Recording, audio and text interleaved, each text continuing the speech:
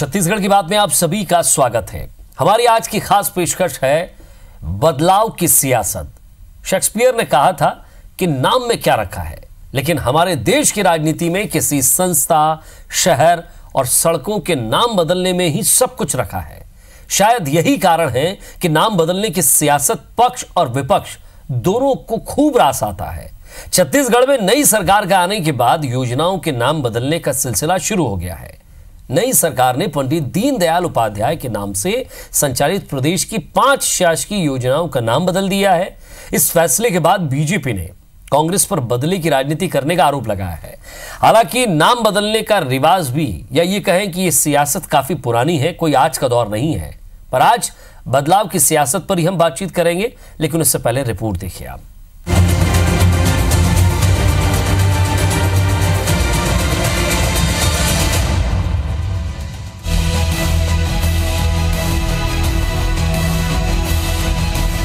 छत्तीसगढ़ में इन दिनों बदलापुर की राजनीति को लेकर घमासान मचा हुआ है। जब से प्रदेश में कांग्रेस की सरकार बनी है, विपक्ष लगातार उस पर बदला लेने की भावना से राजनीति करने का आरोप लगाता रहा है। नई कड़ी में अब योजनाओं के नाम बदलने का मामला भी शामिल हो गया है। कांग्रेस सरकार ने प्रदेश में पंडित दीनदयाल उपाध्याय के नाम से चल रही योजनाओं का नाम अब राजीव गांधी, इंदिरा प्रियदर्शनी, BR अम्बेडकर के नाम से करने का फैसला लिया है। पूर्व की बीजेपी सरकार के नगरीय प्रशासन विभाग से संबंधित 5 योजनाएं पंडित दीनदयाल उपाध्याय के नाम से चल रही थी। इसमें से 2 योजनाएं अब राजीव गांधी, 2 योजनाएं इंदिरा गांधी और एक डॉक्टर BR अम्बेडकर के नाम से चलाई जाएंगी। दीनदयाल स्वावलंबन योजना का नाम अब राजीव गांधी स्वावलंबन योजना होगा, जबकि दीनदयाल उपाध्याय सर्व समाज मांगलिक भवन योजना डॉक्टर BR अम्बेडकर के नाम से होगी। दीनदयाल LED पथ प्रकाश योजना अब इंदिरा प्रियदर्शनी LED पथ प्रकाश योजना होगी। दीनदयाल उपाध्याय आजीविका केंद्र योजना का नाम राजीव गांधी आजीविका योजना और दीनदयाल उपाध्याय शुद्ध पेयजल योजना का नाम इंदिरा प्रियदर्शनी शुद्ध पेयजल योजना होगा। नामों के बदलाव के लिए नगरीय प्रशासन विभाग ने आदेश भी जारी कर दिए हैं। संयोग हो गया ये जरूर कि उनकी पुण्यतिथि और ये जो आदेश निकला ये आसपास हो गए, किंतु ये बातें भी पहले तक जाती हैं। सरकारें जब बदलती हैं तो कई योजनाओं के नाम बदलने की अगर परंपरा सी डल गई हो तो ऐसी स्थिति बनती है कि नई सरकार आती है तो वो भी कार्यक्रमों को नया नाम दे देती है। आरोप लगाने के पहले स्वयं देख लें, अपने गिराबान में झांक के देखें कि उन लोगों ने क्या किया। तमाम सब कांग्रेस सरकार के द्वारा जिन योजनाओं के नाम हमारे महापुरुषों के नाम में थे, जैसे इनकी सरकार बनी उन्होंने तमाम सारी योजनाओं के नाम बदले। योजनाओं के नाम में बदलाव के फैसले के साथ सियासत भी गरमाने लगी है। बीजेपी ने इस पर नाराजगी जताते हुए मामले को विधानसभा में भी उठाया। शून्यकाल के दौरान बीजेपी के नारायण चंदेल ने पंडित दीनदयाल उपाध्याय का नाम सरकारी योजना से हटाने के निर्णय को द्वेषपूर्ण बताते हुए इस मामले में लाए गए स्थगन प्रस्ताव पर चर्चा करने की मांग की। बीजेपी ने कहा कि कांग्रेस सरकार ने जानबूझकर सभी योजनाओं के नाम पंडित दीनदयाल उपाध्याय की पुण्यतिथि पर बदले हैं, जो बदलापुर की नई कड़ी है। निश्चित रूप से ये राजनीति के क्षेत्र में एक दूषित मानसिकता के प्रतीक है कि जो बदलापुर की राजनीति, सरकार के दुर्भावना की राजनीति और इस प्रकार के जो मंशा है वो प्रकट हो रही है। देखिए, दुर्भाग्यजनक है कि नई योजनाओं का नाम तो नए लोगों के नाम से रखा जाए, परंतु अगर इस प्रकार से हम देश के महान लोग, महान नेता, महान आदर्श, अगर उनके नामों की योजनाओं को हम बदलना शुरू करेंगे तो मुझे लगता है कि आने वाली पीढ़ी हमको माफ नहीं करेगी। नाम बदलने का खेल सियासत में बहुत पुराना है। इसमें कोई एक पार्टी शामिल नहीं है। कांग्रेस, बसपा, सपा और बीजेपी सभी राजनीतिक दल अपने फायदे के लिए जिलों, कस्बों, सड़कों और प्रतिष्ठानों के नाम बदलते रहे हैं। कोई लोगों को खुश करके तो कोई लोगों की नाराजगी को ही भुनाते हुए अपनी राजनीतिक रोटी सेकता आया है। Bureau report, IBC 24।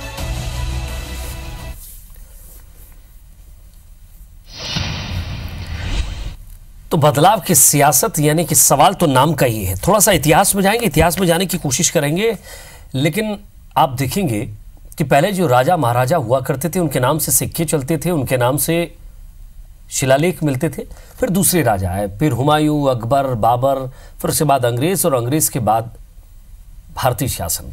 सवाल यह है कि ये तरीका पुराना है लेकिन राजनीति में सटीक बैठता है और इसका इस्तेमाल भी होता है, लेकिन इस पर सियासत भी खूब होती है, तो हम जैसों को इस पर बातचीत भी करना पड़ती है। ओपी चौधरी साहब बीजेपी नेता हमारे साथ मौजूद हैं और राजनीतिक विश्लेषक, विचारक और कांग्रेस नेता राजेंद्र तिवारी जी हमारे साथ मौजूद हैं। राजेंद्र तिवारी जी, काफ़ी एक लंबा अनुभव है आपका राजनीति का, बड़े नेताओं के साथ रहने का, उनसे अनुभव लेने का, और आपसे भी कई दूसरे नेता आज अनुभव ले रहे हैं। सवाल यह है कि कितना विश्वास करते हैं आप इस तरह की राजनीति में कि नाम को बदला जाए, नाम को रहने दिया जाए, या फिर इस पर एक आरोप प्रत्यारोप किया जाए? पंड्या जी, बढ़िया विषय है ये आपका, मगर थोड़ा समय कम है, नहीं तो इसकी पूरी मीमांसा करता, मैं व्याख्या करता। देखिए, सबसे पहले अभी आपकी रिपोर्ट देख रहा था, इस रिपोर्ट को थोड़ा सा और पीछे भी ले जाना था। 2 जनवरी 2004 में, बिल्कुल, जब भारतीय जनता पार्टी ने 6 योजनाओं के नाम बदले थे, और जो कांग्रेस शासन में जो योजनाएं थी वो किसके नाम पर थी? वो इंदिरा गांधी के नाम पर थी और राजीव गांधी के नाम पर थी और बाबा साहब अंबेडकर के नाम पर थी। आपको यहाँ थोड़ा सा मैं ये चाहूंगा कि आप जिन योजनाओं का नाम ले रहे हैं सर, मैं बता भी देता हूं ताकि दर्शकों को पता चल जाए कि आपके आरोपों में कितनी सच्चाई है। जी हाँ। इंदिरा विद्या भवन योजना ज्ञान स्थली योजना कर दिया गया 2004 में। इंदिरा शहरी सरोवर योजना सरोवर धरोहर योजना कर दिया गया। राजीव गांधी खेल मैदान योजना उन्मुक्त खेल योजना हो गई है। नेहरू बाल उद्यान योजना पुष्प वाटिका उद्यान योजना में बदल दिया गया। राजीव स्वावलंबन योजना मुख्यमंत्री स्वावलंबन योजना इसका नाम कर दिया गया। प्रियदर्शनी बस स्टैंड योजना प्रतीक्षा बस स्टैंड योजना हो गया है। सर शुरू करें। देखिए, अब पंडित दीनदयाल जी उपाध्याय भारतीय जनता पार्टी के नेता रहे हैं, मेरे लिए आदरणीय है क्योंकि एक विचारक भी रहे हैं। वो कई पुस्तकें लिखी हैं उन्होंने, अब वो उस पर विस्तार से नहीं जाना चाहता मैं, मगर एक बहुत मतलब मुझे प्रश्न पूछने में भी बड़ा वो लग रहा है। वो भारतीय जनता पार्टी के नेता तो हैं, महामंत्री रहे, अध्यक्ष रहे, और एक उन्होंने अनूठी व्याख्या करी एकात्म मानववाद की, ये ठीक है, मगर देश की राजनीति में उनका क्या योगदान था? देश के नेता वो कहां से हो गए? मैं जिनके नाम पर अभी हमने योजनाएं रखी है, पंडित दीनदयाल जी उपाध्याय का नाम बदल करके शताब्दी वर्ष था उनका, 25 सितंबर 1916 को उनका जन्म हुआ था और सरकार ने उनकी शताब्दी वर्ष के आधार पर इन योजनाओं को लागू किया था तात्कालीन भारतीय जनता पार्टी की सरकार ने। ठीक है, हम उस पर उस समय हमने कोई टिप्पणी भी नहीं की थी, मगर आज जो जिन योजनाओं के नाम शताब्दी वर्ष पूरा हो गया उनका, 100 साल पूरे हुए, 2 साल हो गए हैं, हमने उन योजनाओं का नाम बदल करके देश के नेताओं के नाम पर रखे हैं। उल्लेखनीय बात यह है, कांग्रेस नेताओं के नाम पर नहीं रखे हैं।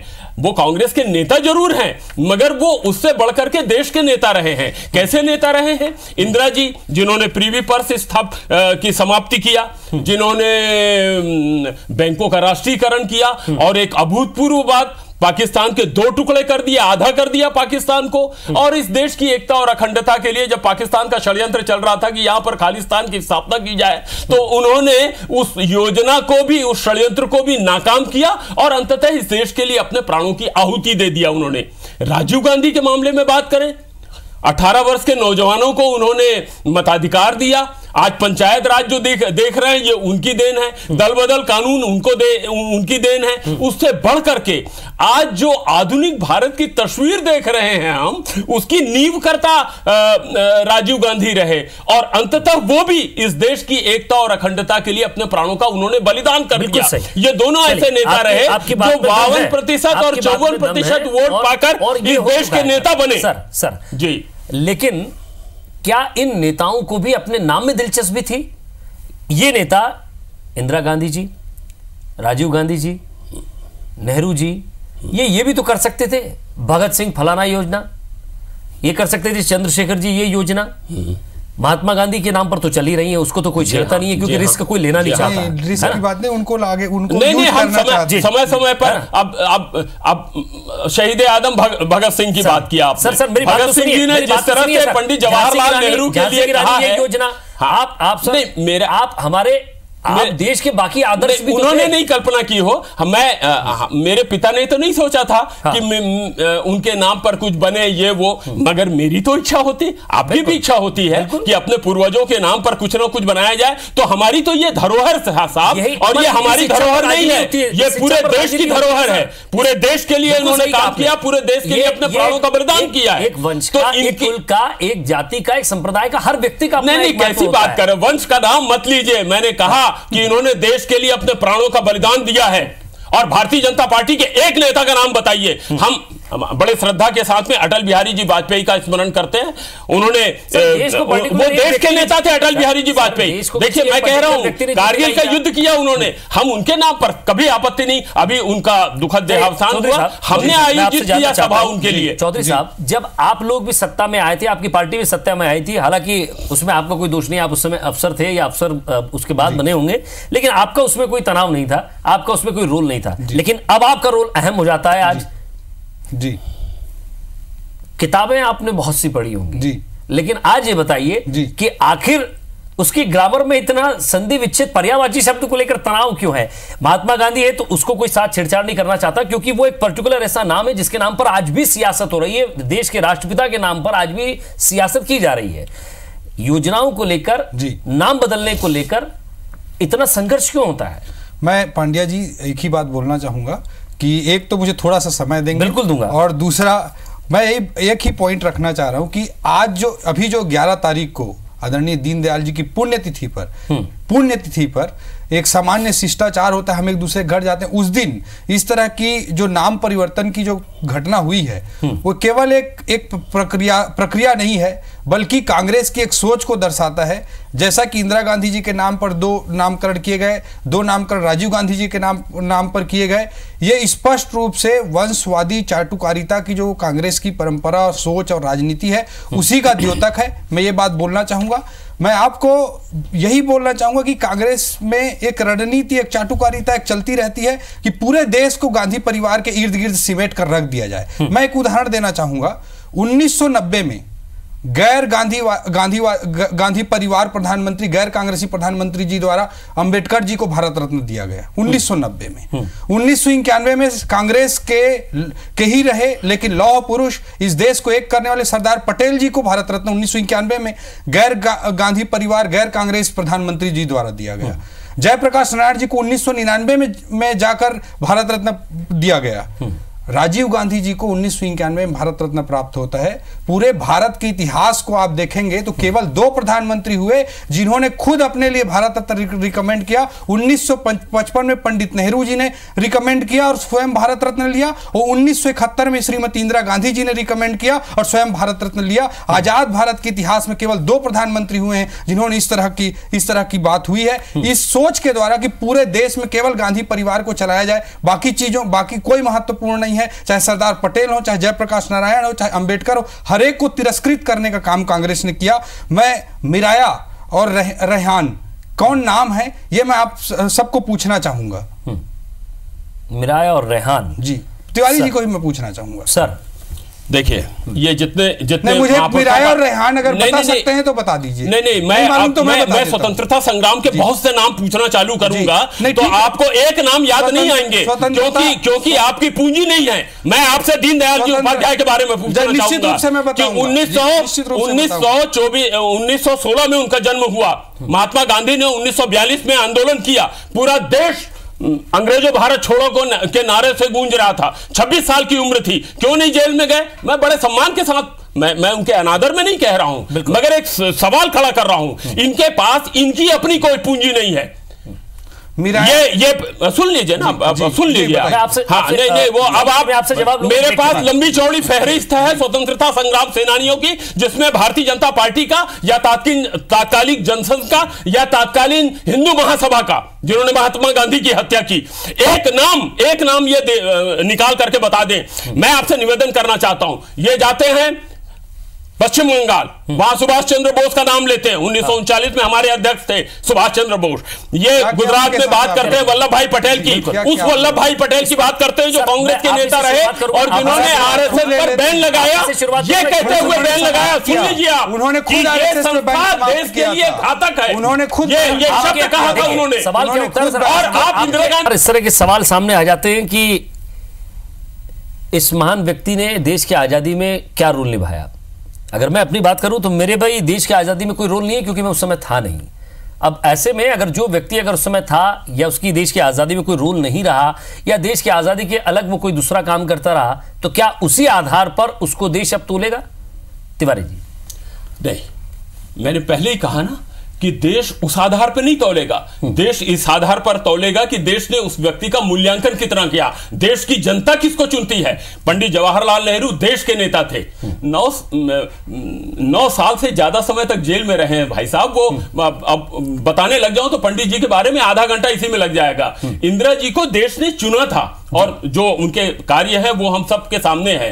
राजीव जी को देश ने 54% वोट के साथ चुना था। जसोदा बेन के पति नरेंद्र भाई मोदी की तरह 31% वोट नहीं मिला था उनको, वो देश के नेता थे। इसलिए हम जो उनका स्मरण करते हैं केवल कांग्रेस नेता के रूप में नहीं करते, देश के लिए मर मिटने वाले नेता के रूप में, देश के नेता के रूप में उनका स्मरण करते हैं। मैं यही कह रहा हूं कि 26 साल की उम्र थी, मैं बहुत श्रद्धा से नाम ले रहा हूं पंडित दीनदयाल जी उपाध्याय जी का।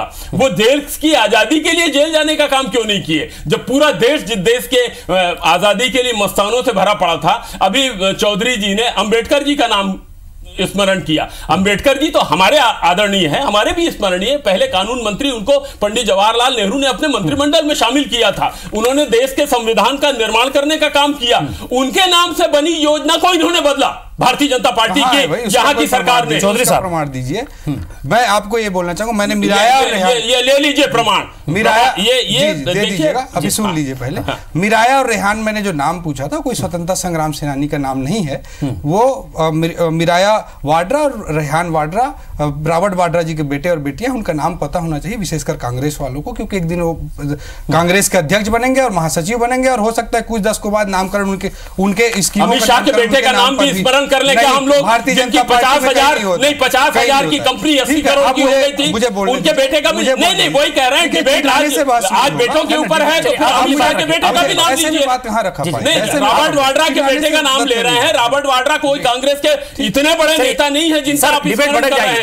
मैं अमित शाह, आप अपने विषय पर आ जाइए। जी, मैं बात करना चाहता हूं दीनदयाल उपाध्याय जी की। दीनदयाल उपाध्याय जी एक छोटे से सामान्य परिवार में पैदा होते हैं। 2 साल की उम्र में उनकी मां का देहांत हो जाता है। 5-6 साल की उम्र में पिता का देहांत हो जाता है। थ्रो आउट गोल्ड मेडलिस्ट रहते हैं। सिविल सेवा परीक्षा में चयनित होते हैं। सब कुछ छोड़कर प्रचारक बनते हैं। इस देश को पूंजीवाद और साम्यवाद दोनों से अलग हटते हुए साम्यवाद की सीमा बताते हैं कि व्यक्ति की स्वतंत्रता को समाप्त करते हैं। उस विचारों के आधार पर आज 16 राज्यों में सरकार बन रही है। आज 282 सीट लेकर भारतीय जनता पार्टी देश में अंत्योदय के लिए काम कर रहा है। अंत्योदय के लिए काम कर रहा है। उनके विचारों पर योगदान कांग्रेस एक ऐसी संस्था थी जिसमें हर प्रकार के विचारों के लोग सम्मिलित थे। कांग्रेस में हर प्रकार के विचार के लोग काम करते थे।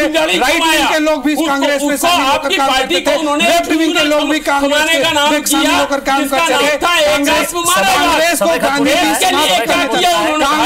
गांधी जी समाप्त करना चाहते थे। कोई राजनीतिक उपयोग नहीं होने देना चाहते थे। सवाल ये था कि अलग अलग योजनाएं आती हैं, सरकार बदलती है, योजनाओं के नाम बदलते हैं। क्या वाकई उन गरीबों की किस्मत बदलती है जिनके लिए योजनाएं चल रही हैं? क्या वाकई उनके घर बदलते हैं जिन कच्चे मकानों में वो रहते हैं? क्योंकि अनेक मकान के नाम से योजनाएं चलती हैं। कई बार मकान बनते भी हैं, निचले स्तर पर काम भी होता है, लेकिन सवाल यही है कि सिर्फ नाम का ही लेखा जोखा रखा जाता है, काम का शायद किसी को लेखा जोखा नहीं चाहिए। एक आध घंटे का बहस करवाइए, एक घंटे का, क्योंकि वैसे नहीं समझ में आएगा, क्योंकि अभी जैसा ये लिख करके दुनिया भरे का आए हैं, नहीं आप पूरे तथ्यों के साथ बैठिएगा और मुझे किसी चीज की जरूरत। चलिए आगे इसी सब्जेक्ट पर मैं आपसे वादा करता हूं तिवारी सर, मैं आपसे वादा करता हूं, नहीं चिल्ला सकता क्योंकि IBC 24 आपसे वादा करता है इसी तरह की कहर बन के टूट पड़ेगा, तो मैं आपके साथ नहीं चिल्ला, आपसे यही वादा करूंगा तथ्यों की।